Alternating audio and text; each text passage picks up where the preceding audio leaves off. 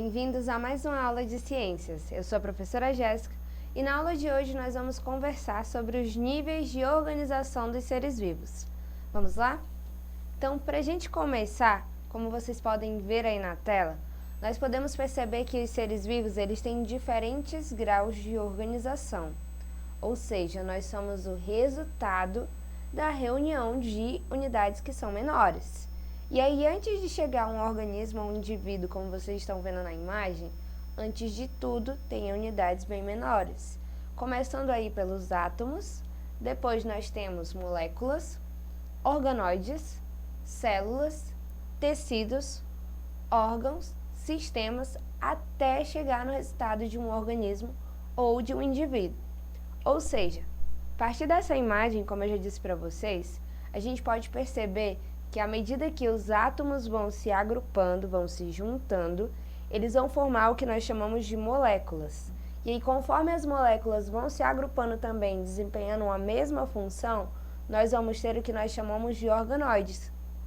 E aí, finalmente, juntando esses organoides, nós vamos ter aí as diferentes células. E o agrupamento de células vai levar os tecidos, agrupamento de tecidos aos órgãos, agrupamento dos órgãos vai levar aos nossos sistemas e o agrupamento dos sistemas vai resultar em um organismo que somos nós. Mas para entender um pouquinho melhor, eu vou detalhar um pouquinho para vocês de cada uma dessas estruturas para fazer mais sentido de como que a gente entende, de como é que a gente resulta, então, em um determinado organismo. E aí, para começar, nós vamos entender o que são as células. Quando a gente fala das células, a gente pode ver que existem diferentes tipos, como eu já citei para vocês. E aí um ser vivo que ele é pluricelular, ele pode apresentar diferentes tipos de células. O que vai ser isso de um ser pluricelular para começar? É aquele ser que ele é formado por várias células, não somente por uma. E aí, continuando, a definição que nós temos é a seguinte. Nos seres humanos, por exemplo, as células do cérebro são diferentes das células dos músculos e da pele.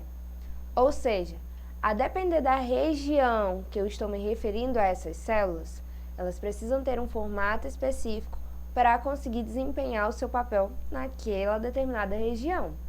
E aí, além disso, a gente pode ver também que, apesar de apresentarem o mesmo material hereditário, apesar de apresentarem o mesmo DNA, a depender do tipo de região, ela vai ter sua própria conjuntura, digamos assim, para que ela possa atuar naquela diferente área.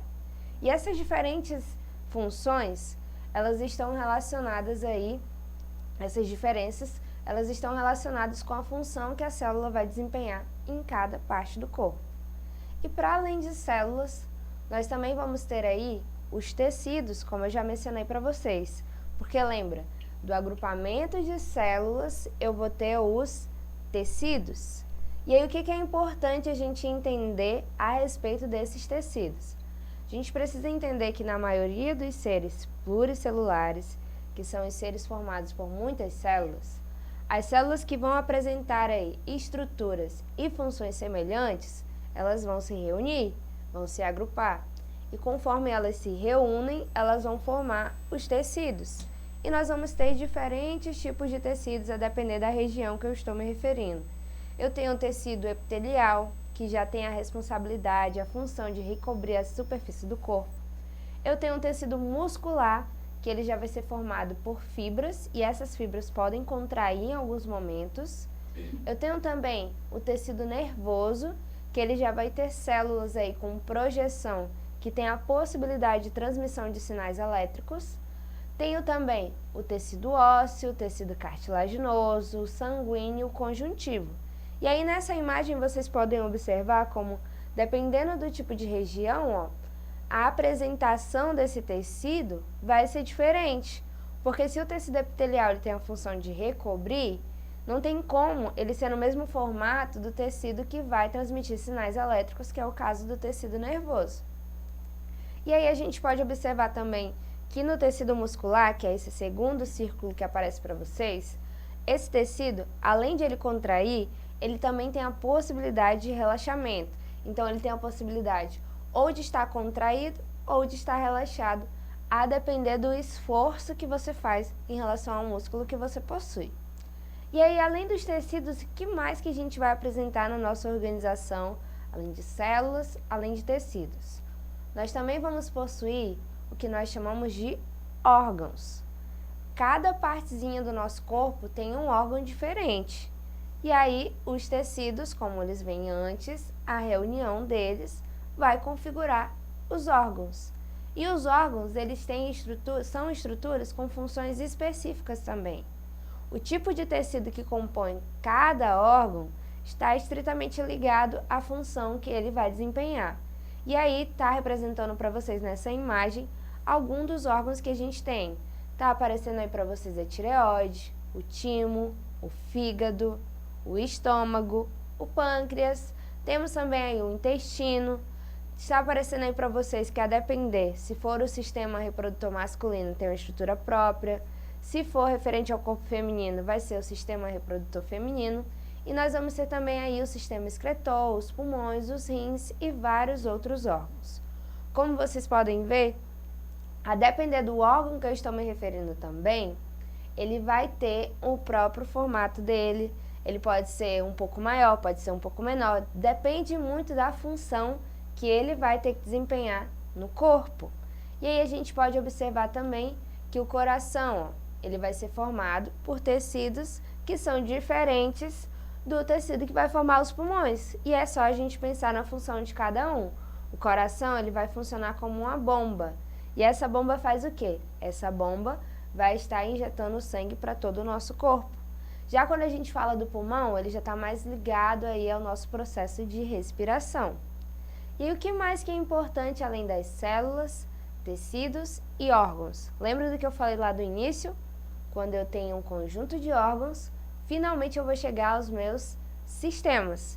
E aí vamos ver quais que são então a função dos sistemas e o que a gente vê sobre eles. Primeiro, a gente tem que entender que tudo que vem antes, ele vai ser o resultado da reunião do que vem depois, mais ou menos. Por exemplo, se eu estava falando dos órgãos, o que configura os sistemas vai ser a reunião dos órgãos. E tem órgãos aí que eles podem estar presentes em dois sistemas também, depende do que ele vai fazer um pouquinho em cada um. E aí está aparecendo para vocês que o sistema respiratório e o sistema cardiovascular ou circulatório, os dois trabalham juntos. Por quê? Porque os dois vão ajudar na distribuição de oxigênio para as nossas células e vão ajudar a limpar, a retirar do nosso corpo o dióxido de carbono. Por quê? O dióxido de carbono vai ser o resultado da produção das nossas células. E não é interessante para o nosso corpo que esse dióxido permaneça na gente, ele precisa ser liberado, precisa sair. Então, quem ajuda a fazer essa limpeza vai ser justamente esses dois sistemas, respiratório e o circulatório. Porque pensa um pouquinho no respiratório, a gente respira o gás oxigênio e a gente expira o gás carbônico. Então, quando a gente expira, a gente está retirando esse gás do nosso corpo. E aí, os pulmões, eles também ajudam, né? Porque eles vão ajudar nessa questão de expulsão do dióxido de carbono. E o sistema circulatório também, ele vai fazer com que a gente só tenha o oxigênio circulando para o nosso corpo e encaminhe o dióxido de carbono para fora.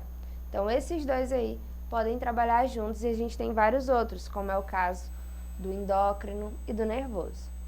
E aí, a reunião desses órgãos, como eu já mencionei para vocês, vai resultar nos diferentes sistemas. E aí, os sistemas são formados por órgãos que basicamente funcionam de forma integrada para desempenhar suas diferentes funções. O sistema cardiovascular, ele vai ter órgãos como o coração, que vão ajudar na circulação do corpo. Já quando eu falo do sistema respiratório, os órgãos que vão compor esse sistema já vai ser a questão do pulmão, já vai ser a questão das nossas narinas e assim por diante. E aí na imagem vocês podem ver a retratação de mais alguns sistemas. Tem aí o caso do sistema digestório, tem o sistema linfático, o sistema excretor, o sistema esquelético e assim por diante. Todos os sistemas basicamente que compõem o nosso corpo. E aí, finalmente, tudo isso vai resultar em um organismo. E o organismo, como eu já mencionei para vocês, ele vai ser o resultado do conjunto de todos os sistemas. Esses sistemas, então, funcionando de forma concomitante, vão formar e vão ajudar no desempenho das nossas diferentes funções. E aí vale lembrar o seguinte, é porque eu tenho todos esses níveis que obrigatoriamente para ser um ser vivo eu preciso ter tudo isso? Não necessariamente. Eu tenho seres que são muito simples e por serem muito simples, eles podem simplesmente ter basicamente células, não precisa nem ter um tecido especializado. Esses são os seres basicamente invertebrados, por exemplo, quando a gente fala lá do reino animal. Já quando a gente fala de seres que vão apresentar tecido, já tem um nível de complexidade e organização maior. Mas nem todos precisam ter sistemas, tá? Assim como nem todos precisam ter órgãos bem definidos. Depende de que tipo de ser eu estou me referindo. Então, vale lembrar, e é importante a gente deixar em destaque, que nem todos os seres vivos possuem todos os níveis de organização. Alguns são mais simples, possuindo apenas células. E aí lembra também que nas células, que é a nossa unidade básica, que é o mínimo para ser um ser vivo, basicamente eu vou encontrar a membrana plasmática, que é o que circunda essa célula, que vai selecionar o que pode entrar e sair da célula. Eu vou ter o citoplasma, que é onde eu vou encontrar as organelas, cada uma desempenhando a sua função. E vou ter em algumas, que não é obrigatório ter em todas, a região chamada de núcleo. E aí nesse núcleo o que vai ter? Vai ter o material genético, que vai armazenar todas as características daquele indivíduo. E aí vale trazer também, né, que alguns pode ser que tenha aí um número de componentes bem menor. Para a gente fechar agora, a gente vai fazer algumas questões do nosso exercitando. E aí, para começar, na questão 1, traz o seguinte: analise as alternativas e marque aquela que indica corretamente o nome dado às unidades básicas da matéria. Qual que é a unidade básica da matéria? A gente viu isso lá no início. Letra A, células. B, órgãos. C, tecidos. Ou letra D, átomos. E aí? Qual que é a unidade básica de uma matéria? Que eu disse lá no primeiro slide. Nesse caso, pessoal, quando nós falamos da unidade básica da matéria, nós estamos falando simplesmente dos átomos. Lembra que quando eu fui definir para vocês com mais especificidade, eu comecei a partir das células, mas eu disse para vocês lá no início que os níveis de organização eles começam a partir dos átomos. Então, tudo que é matéria, tudo aquilo que ocupa um lugar no espaço, ele precisa ter átomos.